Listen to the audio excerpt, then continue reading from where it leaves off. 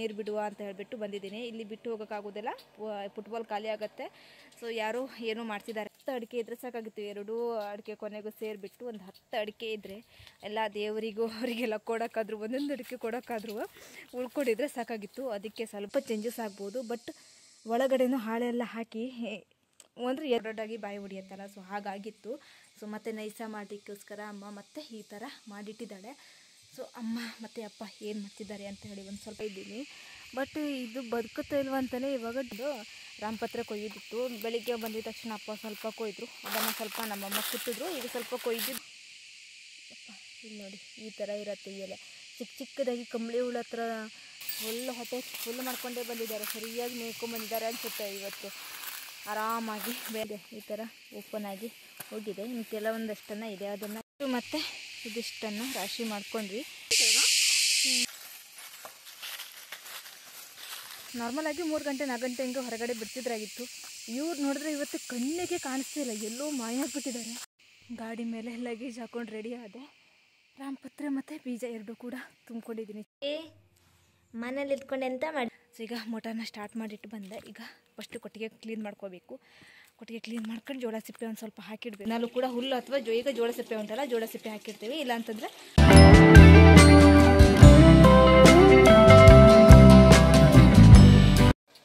Hi ಎಲ್ಲರೂ ಹೇಗಿದ್ದೀರಾ? ಎಲ್ಲರೂ ಸೂಪರ್ ಆಗಿದ್ದೀರಾ ಅಂತ ಹೇಳ್ಕೊತೀನಿ. ಸೊ ಬನ್ನಿ ಇವತ್ತಿನ ಲಾಗ್ನ ಸ್ಟಾರ್ಟ್ ಮಾಡುವ. ಅದಕ್ಕಿಂತ ಮುಂಚೆ ನನ್ನ ಚಾನಲ್ನ ಸಬ್ಸ್ಕ್ರೈಬ್ ಮಾಡದೆ ಯಾರಾದರೂ ವಿಡಿಯೋ ನೋಡ್ತಾ ಇದ್ದರೆ ಪ್ಲೀಸ್ ಸಬ್ಸ್ಕ್ರೈಬ್ ಮಾಡ್ಕೊಂಡು ನೋಡಿ. ಹಾಗೆ ಪಕ್ಕದಲ್ಲಿ ಕಾಣಿರುವಂಥ ಬೆಲ್ ಐಕನ್ ಒತ್ತಿ ನಾನು ಹಾಕೋಂಥ ವಿಡಿಯೋಸ್ ನೋಟಿಫಿಕೇಶನ್ ನಿಮಗೆ ಮೊದಲು ಬರುತ್ತೆ. ಆವಾಗ ನೀವು ಮೊದಲು ವಿಡಿಯೋನ ನೋಡ್ಬೋದು. ಇವತ್ತು ಬೆಳಿಗ್ಗೆ ಅಪ್ಪ ಅಮ್ಮ ಎಲ್ಲ ತೋಟಕ್ಕೆ ಹೋಗಿದ್ದಾರೆ. ನಿನ್ನೆ ಸ್ವಲ್ಪ ದರ್ಕನ ರಾಶಿ ಮಾಡಿದ್ರಾಗಿತ್ತು. ಇವತ್ತೊಂದು ಸ್ವಲ್ಪ ತೋಟಕ್ಕೆ ಕೆಲಸ ಇದೆ, ಸ್ವಲ್ಪ ಹೋಗಿ ನೋಡುವ, ನೀರೆಲ್ಲ ಬಿಡಬೇಕು ಅಂತ ಹೇಳ್ಬಿಟ್ಟು ತೋಟಕ್ಕೆ ಹೋಗಿದ್ದಾರೆ. ಸೊ ಹಾಗೆ ನಾನು ಹೊಸ ತೋಟಕ್ಕೆ ನೀರು ಬಿಡುವ ಅಂತ ಹೇಳ್ಬಿಟ್ಟು ಬಂದಿದ್ದೀನಿ. ಇಲ್ಲಿ ಬಿಟ್ಟು ಹೋಗೋಕ್ಕಾಗೋದಿಲ್ಲ, ಫುಟ್ಬಾಲ್ ಖಾಲಿ ಆಗುತ್ತೆ. ಸೊ ಯಾರು ಏನೋ ಮಾಡ್ತಿದ್ದಾರೆ ಅಂತ ಹೇಳ್ಬಿಟ್ಟು ಇಲ್ಲೇ ನೀರು ಬಿಟ್ಟು ನೆಕ್ಸ್ಟ್ ಮಧ್ಯಾಹ್ನ ಊಟ ತಗೊಂಡೋಗ್ಬೇಕು. ಊಟದ್ದೆಲ್ಲ ಆಲ್ರೆಡಿ ಇಲ್ಲಿ ತಂದುಕೊಂಡೇ ಬಂದಿದ್ದೀನಿ. ಇವಾಗ ಹೋಗ್ಬೇಕಾದ್ರೆ ಡೈರೆಕ್ಟಾಗಿ ತಗೊಂಡು ಹೋಗ್ಬಿಡುವ ಅಂತೇಳಿ, ಮತ್ತು ಮನೆಗೆ ಹೋಗೋದು ಮತ್ತು ಇದಾಗೋದು ಬೇಡ ಅಂತ ಹೇಳಿಬಿಟ್ಟು ಬೆಳಿಗ್ಗೆ ಬರ್ತಾನೆ ಇಲ್ಲಿ ತಗೊಂಡು ಬಂದಿದ್ದೀನಿ. ಒಂದು 3 ಅವರ್ಸ್ ಆಯಿತು ನೀರು ಬಿಡೋಕ್ಕೆ ಸ್ಟಾರ್ಟ್ ಮಾಡಿಟ್ಟಿದ್ದೀನಿ. ಇವಾಗ ನೀನೇನು ಖಾಲಿ ಆಗ್ತಾ ಬಂದಿದೆ. ಇವಾಗ ಹೋಗಿ ಅಲ್ಲಿ ತೋಟಕ್ಕೆ ಹೋಗಿ ಇವತ್ತು ಮನೆ ಹತ್ರ ಊಟ ಇಲ್ಲ, ತೋಟ ಮನೆಗೆ ಹೋಗಿ ಊಟ ಮಾಡೋದು ಇವತ್ತು. ಸೊ ಅಲ್ಲಿ ಹೋಗಿ ಇವತ್ತಿನ ಲಾಗ್ ಏನಿರುತ್ತೆ ಅಂತೇಳಿ ಬನ್ನಿ ನೋಡುವ. Let's go. ಈ ತೋಟಕ್ಕೆ ಒಂದು 2 ಅವರ್ಸ್ 2.5 ಅವರ್ಸ್ ಸುಮ್ಮನೆ ವೇಸ್ಟ್ ಆಗುತ್ತೆ. ಇಲ್ಲಿ ಬಂದು ಸುಮ್ಮನೆ ಕುತ್ಕೊಂಡು ನೀರು ಬಿಡೋಕೆ ಕುತ್ಕೊಳ್ಬೇಕಾಗತ್ತೆ. ಇದಂಗೆ ಬೇಜಾರು ಅನಿಸುತ್ತೆ. ಮನೆ ಹತ್ರ ಇದ್ದರೆ ಏನೋ ಒಂದು ಕೆಲಸ ಮಾಡ್ಬೋದಿತ್ತು ಅಥವಾ ಏನೋ. ಇಲ್ಲಿ ಬಂದರೆ ಏನೋ ಕೆಲಸ ಇಲ್ಲ, ಏನಿಲ್ಲ, ಸುಮ್ಮನೆ ಮೋಟ್ರ್ ಸ್ಟಾರ್ಟ್ ಮಾಡಿ ಅಂತ ಈ ಮರಗಳಿಗೆ, ಅಡಿಕೆ ಮರಗಳಿಗೆ ಹಿಂಗೆ ನೋಡ್ತಾ ಕುತ್ಕೊಳ್ಳೋದು. 2 ಕೊನೆ ಬಂದಿದೆ. ಅಡಿಕೆನೂ ಸ್ವಲ್ಪ ದೊಡ್ಡ ಆಗ್ತಾ ಬಂದಿದೆ. ಇನ್ನು ಒಂದು ಈ ಕಡೆ ಒಂದು. ಸೊ ಈಗ ಒಂದು 10 ಅಡಿಕೆ ಇದ್ದರೆ ಸಾಕಾಗಿತ್ತು. 2 ಅಡಿಕೆ ಕೊನೆಗೂ ಸೇರಿಬಿಟ್ಟು ಒಂದು 10 ಅಡಿಕೆ ಇದ್ದರೆ ಎಲ್ಲ ದೇವರಿಗೂ ಅವರಿಗೆಲ್ಲ ಕೊಡೋಕ್ಕಾದ್ರೂ ಒಂದೊಂದು ಅಡಿಕೆ ಕೊಡೋಕ್ಕಾದ್ರೂ ಉಳ್ಕೊಂಡಿದ್ರೆ ಸಾಕಾಗಿತ್ತು. ಅದಕ್ಕೆ ಸ್ವಲ್ಪ ಇದಾಗಿದ ತಕ್ಷಣ ಫಸ್ಟ್ ಮದ್ದು ಹೊಡಿಬೇಕು, ಇಲ್ಲಾಂತಂದ್ರೆ ಉದ್ರಿ ಒಂದು ಉಳಿದಿದ್ರೂ ಆಯಿತು. ಹಾಗೆ ಈಗ ಇಟ್ಟೆಲ್ಲ ಆದಮೇಲೆ 1 ಗಂಟೆಗಾದರೂ ಹೋಗಿ ಮುಟ್ಟಬೇಕು. ಅಪ್ಪ ಅಮ್ಮಂಗೆ ಊಟಕ್ಕೆ ತಗೊಂಡು ಹೋಗಬೇಕು. ಸೊ ಅಲ್ಲಿ ಹೋಗಿ ದರ್ಕನ ರಾಶಿ ಮಾಡೋದು ಸ್ಟಾರ್ಟ್ ಮಾಡಿದ್ದೀವಿ. ಒಂದು ದಿನಕ್ಕೆ ಇಲ್ಲ ಅಂತಂದ್ರು ಒಂದು 30-40 ರಾಶಿ ಮಾಡ್ಬೋದು ಅಷ್ಟೇ, ಜಾಸ್ತಿ ಮಾಡೋಕ್ಕಾಗೋದಿಲ್ಲ. ಸೊ ದರ್ಕನ ರಾಶಿ ಮಾಡಿ ತೋಟಕ್ಕೆ ಹಾಕಬೇಕು, ಗೊಬ್ಬರ ಗುಂಡಿಗೆ ರಾಶಿ ಮಾಡಬೇಕು. ಸೊ ತುಂಬ ಕೆಲಸ ಇರುತ್ತೆ. ಸೊ ಹಾಗೆ ಬಿಸಿಲು ಕೂಡ ಹೆವಿ ಆಗ್ತಾ ಇದೆ. ಎಲ್ಲ ಕಡೆಯೂ ಕೂಡ ಸುತ್ತ ಮಳೆ ಬೀಳ್ತಾ ಇದೆ ಅಂತೆ, ಬಟ್ ನಮ್ಮೂರಲ್ಲಿ ಮಾತ್ರ ಮಳೆ ಬೀಳ್ತಾ ಇಲ್ಲ. ಸೊ ಇನ್ನೇನು ಬಾವಿ ನೀರು ಖಾಲಿ ಆಗುತ್ತೆ. ಸೊ ಹೋಗಿ ನೋಡಬೇಕು. ಗಾಡಿನೂ ಇಲ್ಲಿ ಇಟ್ಟಿದ್ದೀನಿ, ಫುಲ್ ಬಿಸಿಲಿಗೆ ಫುಲ್ ಬಿಸಿಯಾಗಿರ್ಬೇಕು. ಸೊ ಊಟ ಆಲ್ರೆಡಿ ತಗೊಂಡು ಬಂದಿದ್ದೀನಿ. ತಗೊಂಡು ಹೋಗಿ ತೋಟಕ್ಕೆ ಹೋಗಿ ಊಟ ಮಾಡ್ಕೊಂಡು ನೆಕ್ಸ್ಟ್ ಸಿಗುವ, ಆಯಿತಾ? ಮತ್ತು ನಾನು ಯಾರಾದರೂ ಫುಟ್ಬಾಲ್ ಎತ್ತಾರ ಇಲ್ವಾ ಅಂತೇಳಿ ಕನ್ಫರ್ಮೇಷನಿಗೆ ಈ ರೀತಿಯಾಗಿ ಮುಚ್ಚಿಟ್ಟು ಹೋಗಿದ್ದೀನಿ. ಒಂದೊಂದು ಕ್ಲೂ ಇರುತ್ತೆ ನಾನು ಹೇಗೆ ಇಟ್ಟಿದ್ದೀನಿ ಅಂತ ಹೇಳಿಬಿಟ್ಟು. ಸೊ ಒಂದು ಸ್ವಲ್ಪ ಪೈಪನ್ನು ಅಡಿಗಡೆ ಹಾಕಿಟ್ಟಿದ್ದೀನಿ, ಮತ್ತು ಮೇಲ್ಗಡೆ ಹಾಳೆ, ಮತ್ತು ಈ ರೀತಿಯಾಗಿ ನಾನು ಒಂದು ಸ್ವಲ್ಪ ಗಾಳಿ ಗಿಳಿಗೇನೋ ಸ್ವಲ್ಪ ಚೇಂಜಸ್ ಆಗ್ಬೋದು. ಬಟ್ ಒಳಗಡೆನೂ ಹಾಳೆ ಎಲ್ಲ ಹಾಕಿ ಅಂದರೆ ಎತ್ತಬೇಕಿದ್ರೆ ಫುಟ್ಬಾಲ್ ಅಲ್ಲಾಡಿಸ್ಲೇಬೇಕಲ್ಲ. ಸೊ ಹಾಗಾಗಿ ಅವ್ರು ಹೇಗಾದರೂ ಮಾಡಿದ್ರೆ ಜನರನ್ನ ಅಥವಾ ಆಟೋಮೆಟಿಕ್ಕಾಗಿ ಖಾಲಿ ಆಗುತ್ತಾ ಅಂತ ಹೇಳ್ಬಿಟ್ಟು ನೋಡಬೇಕು ಅಂತೇಳಿ ಈ ರೀತಿ ಮಾಡಿ ಇಟ್ಟಿದ್ದೀನಿ. ಸೊ ನೋಡಬೇಕು. ಈಗ ಮತ್ತೊಂದು ಸತಿ ಬಂದು ನೋಡಿ, ನಾರ್ಮಲಾಗಿ ಖಾಲಿ ಆದರೆ ಇದು ಹೀಗೆ ಇರುತ್ತೆ, ಇಲ್ಲ ಅಂತಂದರೆ ಜನ ಅಂತಂದರೆ ಇದನ್ನು ಅಲ್ಲಾಡಿಸಿ ಆಡಿಸ್ತಾರೆ. ಸೊ ನೋಡಿಕೊಂಡು ಇವಾಗ ಕರೆಕ್ಟಾಗಿ ಈಗ ಇಟ್ಟು ಹೋಗಿದ್ದೀನಿ. ಬಂದು ನೆಕ್ಸ್ಟ್ ನೋಡಬೇಕು ಹೇಗಿರುತ್ತೆ ಅಂತ ಹೇಳ್ಬಿಟ್ಟು. ಮಧ್ಯಾಹ್ನ ಕರೆಕ್ಟು ಊಟಕ್ಕೆ ಟೈಮಿಗೆ ಬಂದು ಮುಟ್ಟಿದೆ. ಇಲ್ಲಿ ಮನೆ ಹೊಸದಾಗಿ ಕಟ್ಟಿ ಈ ಥರ ಫುಲ್ಲಾಗಿ ನೆಲ ಎಲ್ಲ ಸಮ ಮಾಡಿದ್ರಲ್ಲ, ಆವಾಗ ಫುಲ್ ಒಣಗಿರಲಿಲ್ಲಾಗಿತ್ತು. ಅದು ಫುಲ್ಲು ದೊಡ್ಡ ಇಷ್ಟು ದೊಡ್ಡ ಬಾಯಿ ಮಾಡ್ಕೊಂಡಿತ್ತೆ ಎಲ್ಲನೂ ಕೂಡ. ಅಮ್ಮ ಇದಕ್ಕೆಲ್ಲ ಮಣ್ಣು ಹಚ್ಚಿ ಚೆಂದ ಮಾಡಿ ಸಗಣಿಯಿಂದ ಸಾರಿಸಿದ್ದಾಳೆ. ಸೊ ಈ ಫುಲ್ಲಾಗಿ ಮಣ್ಣು ಹಚ್ಚಿ ಈ ಥರ ಸರಿ ಮಾಡಿದ್ರೆ, ಇಲ್ಲ ಅಂತಂದರೆ ಅದು ಒಣಗಿದ ತಕ್ಷಣ ಮಣ್ಣು ಬಾಯಿ ದೊಡ್ಡದಾಗಿ ಬಾಯಿ ಹೊಡಿಯುತ್ತಲ್ಲ, ಸೊ ಹಾಗಾಗಿತ್ತು. ಸೊ ಮತ್ತೆ ನೈಸ ಮಾಡಲಿಕ್ಕೋಸ್ಕರ ಅಮ್ಮ ಮತ್ತೆ ಈ ಥರ ಮಾಡಿಟ್ಟಿದ್ದಾಳೆ. ಸೊ ಅಮ್ಮ ಮತ್ತು ಅಪ್ಪ ಏನು ಮಾಡ್ತಿದ್ದಾರೆ ಅಂತ ಹೇಳಿ ಒಂದು ಸ್ವಲ್ಪ ಕ್ವಿಕ್ಕಾಗಿ ಹೀಗೆ ಹೋಗಿ ನೋಡ್ಕೊಂಬರುವ. ಈಗ ನೀರೆಲ್ಲ ತಂದು ಎಲ್ಲ ರೆಡಿ ಮಾಡಬೇಕು. ಇಲ್ಲಿ ಯಾವುದೇ ರೀತಿಯಂತಹ ನೀರಿನ ವ್ಯವಸ್ಥೆ ಮನೆ ಬಾಗಿಲಿಗೆ ಬಂದು ಬೀಳೋದಿಲ್ಲ, ನಾವೇ ಹೋಗಿ ತುಂಬಿಸ್ಕೊಂಡು ಬರಬೇಕು. ಹಾಗೆ ಮತ್ತು ಇದು ಯಾವಾಗಲೂ ಕೂಡ ನಾವು ಇಲ್ಲಿ ನೀರು ಜಾಸ್ತಿ ಕುಡಿಯೋಕ್ಕೆಲ್ಲ ಯೂಸ್ ಮಾಡೋದಿಲ್ಲಲ್ಲ, ಸೊ ಹಾಗಾಗಿ ಬಂದಿದ ತಕ್ಷಣ ಒಂದು ಸ್ವಲ್ಪ ಕ್ಲೀನ್ ಮಾಡಿ ಇಟ್ಕೊಳ್ಬೇಕಾಗುತ್ತೆ. ಚಿಕ್ಕದಾಗಿ ಹೊಂಡ ಮಾಡ್ಕೊಂಡಿದ್ವಿ ಕುಡಿಯೋ ನೀರಿಗೆ ಅಂತ ಹೇಳ್ಬಿಟ್ಟು. ಸೊ ಅಲ್ಲಿ ಹೋಗಿ ತಮಗೆಯಿಂದ ತುಂಬ್ಕೊಂಡು ಬರಬೇಕು. ಕೊಡ ಎಲ್ಲ ಹೋಗಿ ತುಂಬಿಸುವಷ್ಟು ನೀರು ಇದೆ, ಬಟ್ ಆ ಕೆರೆದ ನೀರೆಲ್ಲ ಕುಡಿಯೋಕ್ಕಾಗೋದಿಲ್ಲ. ಹಾಗಾಗಿ ಒಂದು ಚಿಕ್ಕದಾಗಿ ಹೊಂಡ ಮಾಡ್ಕೊಳ್ಬೇಕು ಸೈಡಿಗೆ. ಆ ಹೊಂಡನ ಕ್ಲೀನ್ ಬಳಿಗೆ ಬಂದ ತಕ್ಷಣ ಕ್ಲೀನ್ ಮಾಡಿದ್ರೆ ಕುಡಿಯೋಕ್ಕಾಗತ್ತೆ. ಸೊ ಅದನ್ನೆಲ್ಲ ಈಗ ರೆಡಿ ಮಾಡ್ಕೋಬೇಕು. ತೋಟದಂಚಿಗೆ 2 ಹುಣಸೆ ಹಣ್ಣಿನ ಮರ ನೆಟ್ಟಿದ್ರು. ಇಲ್ಲೊಂದಿದೆ, ಇನ್ನು ಅಲ್ಲೊಂದಿದೆ, ಚಿಕ್ಕದಿದೆ. ಬಟ್ ಎಲ್ಲನೂ ಕೂಡ ಮಂಗ ಎಲೆ ಕೂಡ ಇಟ್ಟಿಲ್ಲ, ಅಷ್ಟು ತಿನ್ಕೊಂಡ್ಬಿಟ್ಟಿದೆ. ಅಯ್ಯೋ ದೇವ್ರೆ ಅನಿಸ್ತಾ ಉಂಟು. ಇದಕ್ಕೆ ಯಾವಾಗ ಹುಣಸೆಹಣ್ಣು ಹಿಡಿಯುತ್ತೆ ಅಂತ ಕಾಯ್ತಾ ಇದ್ದೀನಿ. ಬಟ್ ಇದು ಬದುಕುತ್ತಾ ಇಲ್ವ ಅಂತಲೇ ಇವಾಗ ಡೌಟ್ ಬರ್ತಾ ಇದೆ. ಅಷ್ಟು ಕೂಡ ಒಂದು ಎಲೆನೂ ಕೂಡ ಇಟ್ಟಿಲ್ಲ, ಅಷ್ಟು ಬೋಳಿಸ್ಬಿಟ್ಟಿದೆ. ಈ ಮರಕ್ಕೂ ಹೌದು ಮತ್ತು ಈ ಮರಕ್ಕೆ 2 ಮರ ತಂದು ನೆಟ್ಟಿದ್ರಾಗಿತ್ತು. ಬಟ್ 2 ಮರಕ್ಕೂ ಕೂಡ ಎಲೆ ಕೂಡ ಬಿಡ್ತಾ ಇಲ್ಲ, ಅಷ್ಟು ತಿಂತಾಯಿದ್ರೆ. ಬಟ್ ಇದೇನು ಸಾಯುತ್ತೇನಪ್ಪ, ಎಲೆ ಎಲ್ಲ ಸಿಕ್ಕಾಪಟ್ಟೆ ಸತ್ತು ಹೋಗ್ಬಿಟ್ಟಿದೆಯಪ್ಪ. ಏನೇನು ಅಂತ ಗೊತ್ತಿಲ್ಲ, ಜಾಸ್ತಿ ಬಿಸಿಲಾಗೇನೋ ಏನೋ ಗೊತ್ತಿಲ್ಲ. ತುಂಬ ವರ್ಷ ಆಯಿತು ನೆಟ್ಟಿ. ಸೊ ಗಿಡ ಮಾತ್ರ ದೊಡ್ಡ ಆಗ್ತಾ ಇಲ್ಲ, ಚಿಕ್ಕದಾಗೇ ಇದೆ ಇನ್ನೂ.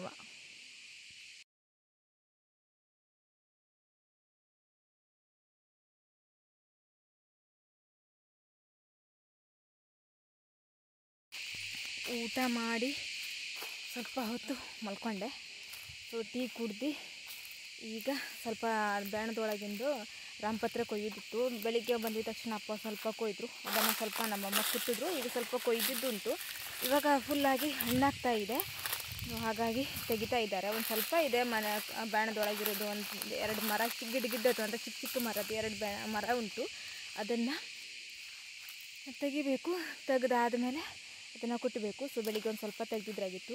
ಸೊ ನಿಮ್ಗೆ ಒಂದು ಎಲೆ ಕಾಣಿಸ್ತೀನಿ, ತುರ್ಕೆ ಎಲೆ. ಅದು ತಾಗಿದ್ರೆ ಸಿಕ್ಕಾಪಟ್ಟೆ ತುರ್ಸತ್ತೆ. ಸೊ ನಿಮ್ಗೆ ಅದ್ರ ಬಗ್ಗೆ ತೋರಿಸ್ತೀನಿ. ಮೈಗೆ ತಾಗಿಸ್ಕೊಂಡ್ರಂತೂ ಫುಲ್ಲಾಗಿ ಚರ್ಮ ಕಿತ್ತು ಹೋಗೋಷ್ಟು ತುರ್ಸ್ಕೊಳ್ಬೇಕು. ಸೊ ಹಾಗಿರುತ್ತೆ. ಈ ಎಲೆ ಹೌದು, ನಾನು ಅದಕ್ಕೆ ಮುಟ್ಟೋದಿಲ್ಲ. ಸೊ ಈ ಎಲೆಗೆ ಏನಾದರೂ ತಾತೋ ಮೈಗೆ ಅಂತಂದರೆ ಮುಗ್ದೇ ಹೋಯ್ತು. ಇಲ್ಲಿ ನೋಡಿ, ಈ ಎಲೆ ಹೌದು. ಇಲ್ಲಿ ನೋಡಿ, ಈ ಥರ ಇರುತ್ತೆ ಈ ಎಲೆ. ಚಿಕ್ಕದಾಗಿ ಕಂಬಳಿ ಹುಳ ಹತ್ರ ಇದಿರುತ್ತಲ್ವ, ಆ ಥರ ಇರುತ್ತೆ. ಸರಿಯಾಗಿ ಕಾಣಿಸ್ತಿಲ್ಲ ಅಂದರೆ ಒಂದೇ ಒಂದು ಬುಡ ಉಂಟು ಇಲ್ಲಿ ಕಾಣಿಸ್ತೀವಿ. ಫುಲ್ ಇತ್ತಾಗಿತ್ತು, ಇವಾಗ ಸೋರಿ ನಾವು ಇಲ್ಲದಂಗೆ ಮಾಡಿದ್ದೀವಿ. ಈ ಥರ ಇರುತ್ತೆ. ಬಟ್ ಈ ಥರ ಬಳ್ಳಿಯಾಗಿ ಎಲ್ಲಾದರೂ ನಡೀತಿರ್ಬೇಕಾದ್ರೂ ಕಾಲಿಗೆ ತಾಕ್ತರು ಅಂದ್ರೂ ಮುಗೀತಿದ್ರದ್ದು ಕತೆ. ಸೊ ಇಷ್ಟು ಉದ್ದ ಇದೆ. ಯಾರಿಗಾದ್ರೂ ಗೊತ್ತಿದ್ದರೆ ಕಮೆಂಟ್ ಬಾಕ್ಸಲ್ಲಿ ಕಮೆಂಟ್ ಮಾಡಿ ಆಯಿತಾ. ಈ ಥರ ತುರ್ಕೆ ಸೊಪ್ಪು ಇದು ತಾಗಿದ್ರೆ ಸಾಕು, ಈ ಎಲೆ ಮುಗಿದೋಯ್ತು ಅದ್ರದ್ದು ಕತೆ. ಮತ್ತು ಒಂದು ಅರ್ಧ ಗಂಟೆ ಸಿಕ್ಕಾಬಿಟ್ಟು ಉರಿ ಬೀಳುತ್ತೆ. ಬಂದಾಗಿಂದ ಇವುಗಳು ಕಾಣಿಯಾಗಿಬಿಟ್ಟಿದ್ರು. ಎಲ್ಲಿದ್ರು ಆ ಬ್ಯಾಣದಲ್ಲಿ, ಆ ಮೂಲೆಯಲ್ಲಿ ಹಾಕ್ಕೊಂಡು ಮೇಯ್ತಾ ಇದ್ರೆ ಗೊತ್ತಿಲ್ಲ. ಈಗ ನೀರೆಲ್ಲ ಕುಡಿದು ಮತ್ತೊಂದು ಸತಿ ಬಂದರು. ಒಂದು ಮಧ್ಯಾಹ್ನ ಒಂದು ಸತಿ ನೀರು ಹಾಕಿದ್ಲಂತೆ ಅಮ್ಮ.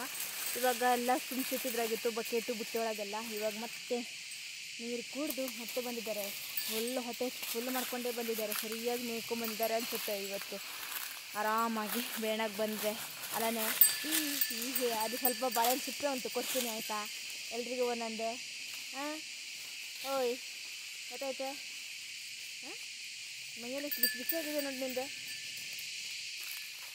ಈಗ ರಾಮಪತ್ರೆನ ಬಡಿಲಿಕ್ಕೆ ಹೋಗಬೇಕು. ಹಾಗಾಗಿ ಫಸ್ಟ್ ಒಂದು ಸಲ ಗೇರು ಬೀಜದ ಕಸ್ತರಿ ಬಂದು ಗೇರು ಹಣ್ಣಾಗಿತ್ತು. ಬಟ್ ಸ್ವಲ್ಪ ಬಂದಿತ್ತು ಕಸ್ತರಿ. ಅದಕ್ಕೆ ಕೆಳಗಡೆ ಬಿದ್ದು ಆಲ್ರೆಡಿ ಮಂಗ ಬಂದು ತಿಂದ್ಕೊಂಡು ಕೆಳಗಡೆ ಬಿದ್ದಿದೆ. ಕೆಳಗಡೆ ಫುಲ್ಲು ದರಕ್ಕೆ ಬಿದ್ದಿದೆ. ಗೇರು ಬೀಜ ಕಾಣಿಸಲ್ಲ. ಸೊ ಹುಡುಕಿ ಹಿಂಗೆ ಕೋಲಿಂದ ದರ್ಕನ್ನೆಲ್ಲ ಹರಡಿ ಗೇರು ಬೀಜ ಹೆಕ್ಕಬೇಕು. ಸುಮಾರು ಹೆಕ್ಕಿದ್ದಾರೆ. ನಿಮ್ಮ ಮೊನ್ನೆ ಬಂದಾಗ ಒಂದು ಸ್ವಲ್ಪ, ಮತ್ತು ಇವತ್ತು ಅಮ್ಮ ಸ್ವಲ್ಪ ಹೆಕ್ಕಿದ್ದಾರೆ.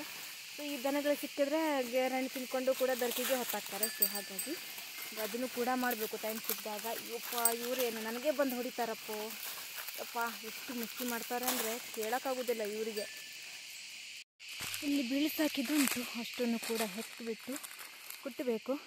ಸ್ವಲ್ಪ ಇದೆ, ಕೆಲವೊಂದಷ್ಟನ್ನು ಆಲ್ರೆಡಿ ಹಣ್ಣಾಗಿ ಹೋಗ್ಬಿಟ್ಟಿದೆ. ನೋಡಿ ಆಲ್ರೆಡಿ ಕೆಲವರು ಇದೆ ಈ ಥರ ಓಪನ್ ಆಗಿ ಹೋಗಿದೆ. ಇನ್ನು ಕೆಲವೊಂದಷ್ಟನ್ನು ಇದೆ, ಅದನ್ನು ಈಗ ಕುಟ್ಟಬೇಕು. ಈ ಥರ ಅದು ಪ್ಯೂವರ್ ಆಗಿ ಇವಾಗ ಹಣ್ಣಾಗಿದೆ. ಇದೆ ಈ ಥರವಾಗಿ ಫುಲ್ ಕಲರ್ಫುಲ್ಲಾಗಿ ಮಸ್ತಾಗಿದೆ. ಇವಾಗ ಇಷ್ಟು ಹಣ್ಣಾದಾಗ ಕೊಯ್ದಾಗ ಸೂಪರ್ ಆಗಿರುತ್ತೆ. ಮತ್ತು ಇದಿಷ್ಟನ್ನು ರಾಶಿ ಮಾಡ್ಕೊಂಡ್ವಿ. ಈಗ ಒಂದೊಂದೇ ಆಗಿ ಕುಟ್ಬಿಟ್ಟು ಮತ್ತೆ ಒಂದು 2 ಮರಕ್ಕೆ ಸ್ವಲ್ಪ ಇದೆ ಅನಿಸುತ್ತೆ, ಅದನ್ನು ಕುಟ್ಬಿಟ್ರೆ ಮುಗಿಯುತ್ತೆ.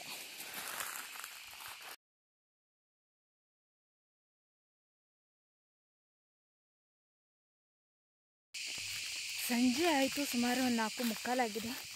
ದನಗಳು ನೋಡಿದ್ರೆ ಹೀಗೆ ಎತ್ತತ್ರನೂ ಬಂದಿಲ್ಲ, ಈಗ ಎತ್ತತ್ರನೂ ಬಂದಿಲ್ಲ. ಅವ್ರಿಗೆ ಹೊರಗಡೆ ಹಾಕಬೇಕು ಅಂತೇಳಿ ಈಗ ಅವ್ರು ಹುಡುಕ್ತಾ ಇದ್ದೀನಿ. ಅವರಿಗೆ ಈಗಲೇ ಬೇಗ ಬಿಟ್ಟರೆ ಮನೆಗೆ ಬೇಗ ಬರ್ತಾರೆ. ನಾರ್ಮಲಾಗಿ 3 ಗಂಟೆ 4 ಗಂಟೆ ಹಿಂಗೆ ಹೊರಗಡೆ ಬಿಡ್ತಿದ್ರಾಗಿತ್ತು. ಇವ್ರು ನೋಡಿದ್ರೆ ಇವತ್ತು ಕಣ್ಣಿಗೆ ಕಾಣಿಸ್ತಿಲ್ಲ, ಎಲ್ಲೋ ಮಾಯ ಆಗ್ಬಿಟ್ಟಿದ್ದಾರೆ. ಇಲ್ಲೆಲ್ಲೂ ಇರ್ಬೋದು, ನೋಡುವ. ಅವರಿಗೆ ಹೊರಗಡೆ ಹಾಕಿ ನೆಕ್ಸ್ಟ್ ನಾನು ಹೋಗೋದು. ಬ್ಯಾಣದ ಒಳಗಿರೋ ಅಷ್ಟು ಮರದ್ದು ಕೂಡ ಆಲ್ರೆಡಿ ಕೊಯ್ದಾಯಿತು, ಅಷ್ಟನ್ನು ಕೂಡ ಅದನ್ನು ಕುಟ್ಟಿ ಈಗ ಚೀಲದಲ್ಲಿ ಹಾಕ್ಕೊಂಡಿದ್ದೀವಿ. ಅದನ್ನು ತಗೊಂಡು ಹೋಗಬೇಕು. ಮನೆಗೆ ಹೋಗಿ ಹೂವಿನ ಗಿಡಕ್ಕೆ ನೀರು ಬಿಡೋದುಂಟು. ಒಂದಿನ ಬಿಟ್ಟು ಒಂದಿನ ಬಿಡ್ತಿದ್ದೀನಲ್ಲ, ಸೊ ಎಷ್ಟು ಬೇಗ ಒಂದಿನ ಹೋಗುತ್ತೆ ಮತ್ತೆ ಒಂದಿನ ಬರುತ್ತೆ ಅನ್ನೋದೇ ಗೊತ್ತಾಗೋದಿಲ್ಲ. ಸೊ ಅಷ್ಟು ಬೇಗ ಬಂದುಬಿಡತ್ತೆ. ಸೊ ಹಾಗಾಗಿ ಈಗ ಮನೆಗೆ ಹೋಗಿ ಮೋಟರ್ನ ಸ್ಟಾರ್ಟ್ ಮಾಡಿ ಹೂವಿನ ಗಿಡಕ್ಕೆಲ್ಲ ನೀರು ಬಿಡಬೇಕು. ಸೊ ಇವರೆಲ್ಲ ಆಲ್ರೆಡಿ ಬರ್ತಾ ಇದ್ದಾರೆ. ಇವರಿಗೆ ಹೊರಗೆ ಹಾಕಿ ನೆಕ್ಸ್ಟ್ ನಾನು ಹೋಗಬೇಕು. ಮನೆಗೆ ಹೋಗೋದು ನೆನಪಾಗಿಲ್ಲ ನಿಂಗೆ ಇವತ್ತು? ಹಾಂ,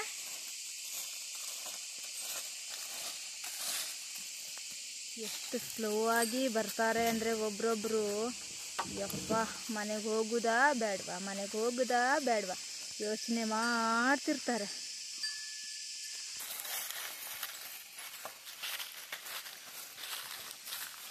ಇವಾಗ ಸೀದಾ ಅರ್ಧ ಗಂಟೆ ಅಂದರೆ ಮನೆ ಹತ್ರ ರೆಡಿ ಇರ್ತಾರೆ.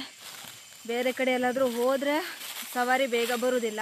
ಸೀದಾ ಕೊಟ್ಟಿಗೆಗೆ ಹೋಗಬೇಕು ಅಂತ ಮನಸ್ಸು ಮಾಡಿದ್ರೆ ಅರ್ಧ ಗಂಟೆ ಒಳಗೆ ಕೊಟ್ಟಿಗೆ ಹತ್ರ ಹೋಗಿ ರೆಡಿ ಇರ್ತಾರೆ. ಗಾಡಿ ಮೇಲೆ ಲಗೇಜ್ ಹಾಕ್ಕೊಂಡು ರೆಡಿ ಆದೆ. ರಾಮಪತ್ರೆ ಮತ್ತು ಬೀಜ 2 ಕೂಡ ತುಂಬ್ಕೊಂಡಿದ್ದೀನಿ ಚೀಲದೊಳಗೆ. ಸೊ ಗಾಡಿ ತಂದಿದ್ದಕ್ಕೆ ಬಚಾವಾಯಿತು, ಇಲ್ಲ ಅಂತಂದರೆ ತಲೆ ಮೇಲಿಂದ ಹೋರಬೇಕಿತ್ತು. ಸೊ ಈಗ ಮನೆಗೆ ಹೋಗಿ ಹೂವಿನ ಗಿಡಕ್ಕೆ ನೀರು ಬಿಡೋದಾ ಅಥವಾ ಕರೆಂಟ್ ಇರುತ್ತೆ ಇಲ್ವಂತ ಮೇನ್ ಪ್ರಾಬ್ಲಮ್ಮು. ಬೇಸಿಗೆಗಾಲದಲ್ಲಿ ಕರೆಂಟ್ ಇಂಪಾರ್ಟೆಂಟು, ಬಟ್ ಇರುತ್ತಾ ಇಲ್ವೋ ಅನ್ನೋದು ಮತ್ತು ದೊಡ್ಡ ಕಷ್ಟ. ಯಾವಾಗ ಕರೆಂಟ್ ಇರುತ್ತೋ ಆವಾಗ ನಾವು ಮೋಟಾರ್ನ ಸ್ಟಾರ್ಟ್ ಮಾಡಬೇಕು. ಸೊ ಮನೆಗೆ ಹೋಗಿ ನೀರನ್ನ ಬಿಟ್ಟು ಕೊಟ್ಟಿಗೆ ಎಲ್ಲ ಕ್ಲೀನ್ ಮಾಡಿ ಸೊ ಎಲ್ಲ ಮಾಡೋದುಂಟು. ಸೊ ಬೇಗ ಹೋಗಿ ಎಲ್ಲ ಕೆಲಸನ ಮುಗಿಸುವ. ಸೊ ಬನ್ನಿ. ಮನೇಲಿ ಇಟ್ಕೊಂಡು ಎಂತ ಮಾಡಿದೆ ಪುಟ್ಟಿ? ಹಾಂ, ಎಂತ ಮಾಡಿದೆ ಪುಟ್ಟಿ? ಇಲ್ಲೇ ಎದ್ದೇಳು ಪುಟ್ಟಿ. ಎಂತ ಮಾಡಿದೆ ಪುಟ್ಟಿ? ಹಾಂ, ಓ ಪುಟ್ಟಿ. ಡುಮ್ಮಿ ಮಾತಾಡೋದಿಲ್ಲ ನನ್ನ ಹತ್ರ ಅಲ್ಲ? ಡುಮ್ಮಿ ಮಾತಾಡೋದಿಲ್ಲಲ್ಲ? ಯೋ ಪುಟ್ಟಿ. ಮನೆಗೆ ಬಂದಿದೆ. ಫಸ್ಟ್ ಕೆಲಸ ಮೋಟಾರ್ನ ಸ್ಟಾರ್ಟ್ ಮಾಡೋದು.